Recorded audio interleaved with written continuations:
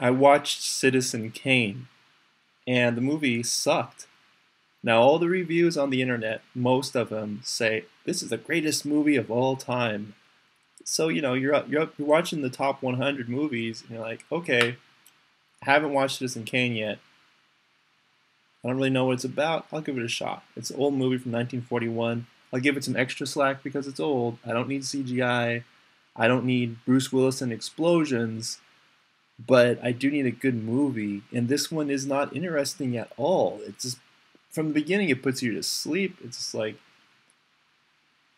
I, I mean, it wouldn't make any sense for me to even explain it to you. It's just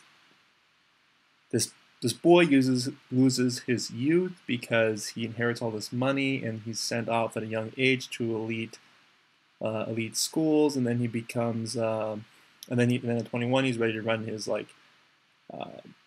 empire of companies, and he chooses to stick with this newspaper and runs it at a loss. He gets divorced twice, and you fall asleep. And it's so boring. It's like, I mean, that's what it's about, really. It's so boring. And then it, I don't get what's so great about that. That's not exciting. Um, you could care less if the an asteroid hit the Earth and the Earth exploded and that was the end of the movie. Like, you're not invested in any of the characters. You could really care less. It's just so boring. It sucks.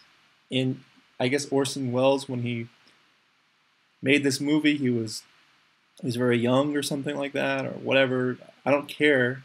I don't care if he was blind and deaf and he made it. The movie still sucks. There's no redeeming quality that he could have that I would say, oh well, then it's good, because I watched it and it sucks. So whatever you tell me after the fact is irrelevant. I watched it and it sucks.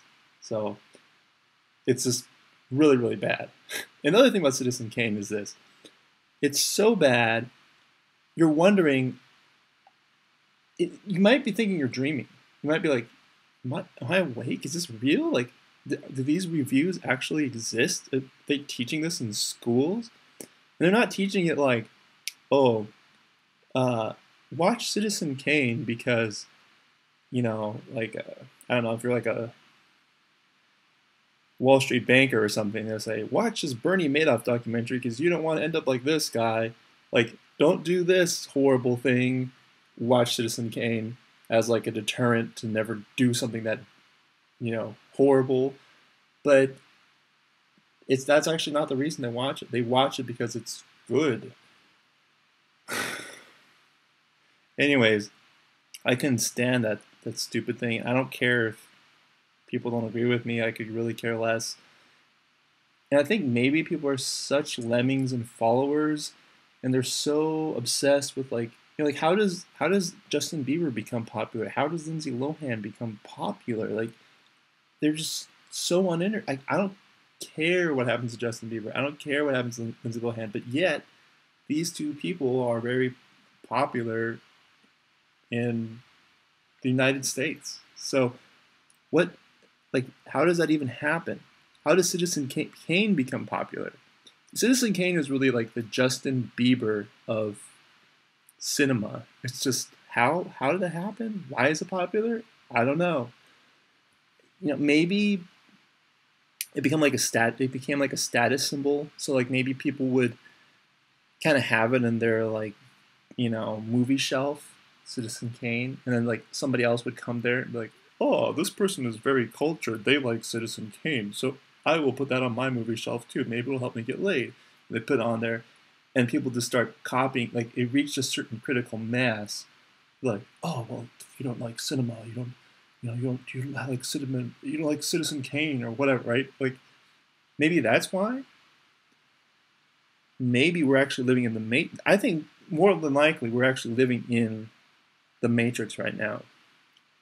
And the two ways you can tell you're living in the Matrix is deja vu. You see something happen twice, and you're like, wait, like you see a glitch in the Matrix. The other thing is like Agent Smith or whoever created this Matrix was like programming, and we only see the negative dark side of Agent Smith, but he does have a personality. He's not just pure robot. He does have some kind of programmed consciousness or something.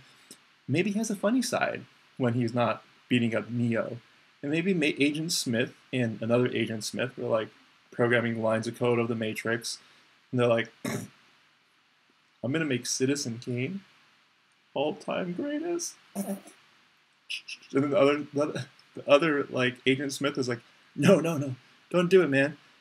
They'll wake up from deja vu. If they watch Citizen Kane, they'll definitely wake up because they'll know that life doesn't make sense at that point. The world doesn't compute if you watch Citizen Kane, you see the reviews. But they did it anyway, and here we are. So maybe it's God, maybe the creator of the universe was just like, you know what? We're going to have funny things. We're going to have some things that don't make any sense. We're going to have this delicious dragon fruit that just doesn't look like it's from this planet, and it's delicious. And how could something so perfect exist? I'm going to make the dragon fruit. Then I'm going to make the dodo bird. This is funny. And then I'm going to make Citizen Kane to really fuck with people. And that's probably what happened. But I don't understand how Citizen Kane could become popular other than people like some godly entity manipulating reality or something. I don't get it. And then also, Citizen Kane may have other uses, like if you need a sleeping aid, you need to go to bed, Citizen Kane, there you go. Maybe C-SPAN 3 is too exciting for you, and you need to bore it down another level, Citizen Kane. Or maybe you have a chick over, and you're watching like Twilight or whatever. I don't know who would watch Twilight, but anyways, you're watching a movie, and and she really likes it, like a chick movie that she likes, right? And you're like trying to get your hands on her. She's like, "Stop it! I'm watching the movie."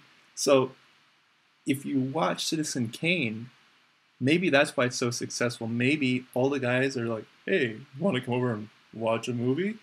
And they have Citizen Kane.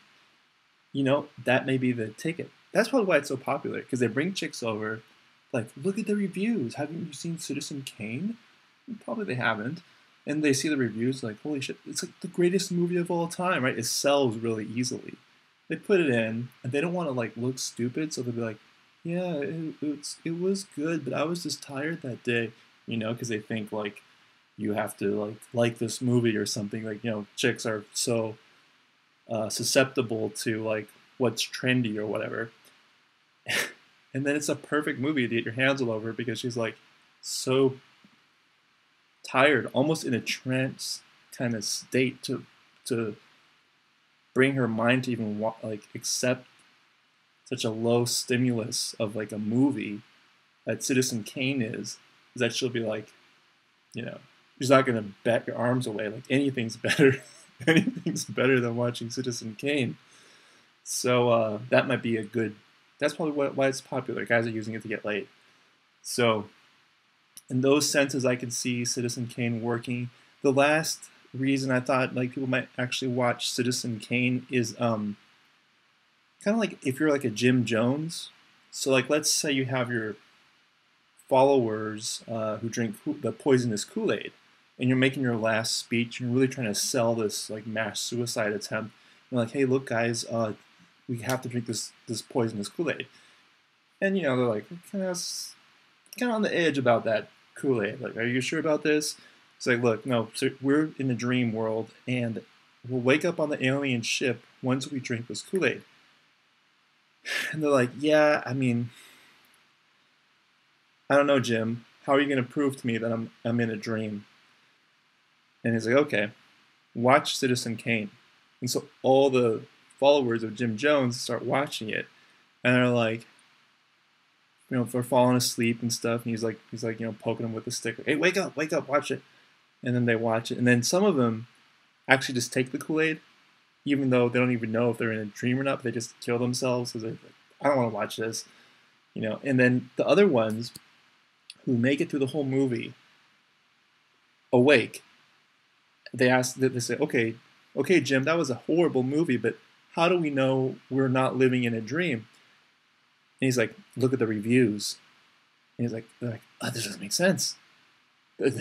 I'm in a dream. This is definitely a dream. There's no way other human beings, who've watched cinema before would think this is a good movie, and they all take their Kool-Aid and they all die. So in that sense, I think it would work. The last use or the last reason I could think of the popularity of this movie is we've become really a police state, and the passing of NDAA and Guantanamo and all this other crap in torture. Maybe they stopped waterboarding uh, or enhanced interrogation, and maybe now it's just like those movies, like the Alien movies, where they have the metal thing that opens your eye and you can't blink, and then the needle goes into your eye to start the probe. Well, instead of the needle, it just keeps your eyes open, and they strap you to a table, and it's just Citizen Kane, like 12 hours of Citizen Kane. And you'll admit to anything at that point. I mean, it's probably not even useful, but the government's probably still using it to torture people because it doesn't, they can't say they're waterboarded, and they could complain about it, and they say, well, it was the top movie, and they're probably actually the ones in there manipulating the database saying it's the greatest movie or whatever. But those are the only reasons I can think of for actually Citizen Kane's popularity, because it is one of the worst movies I've ever watched. It sucks.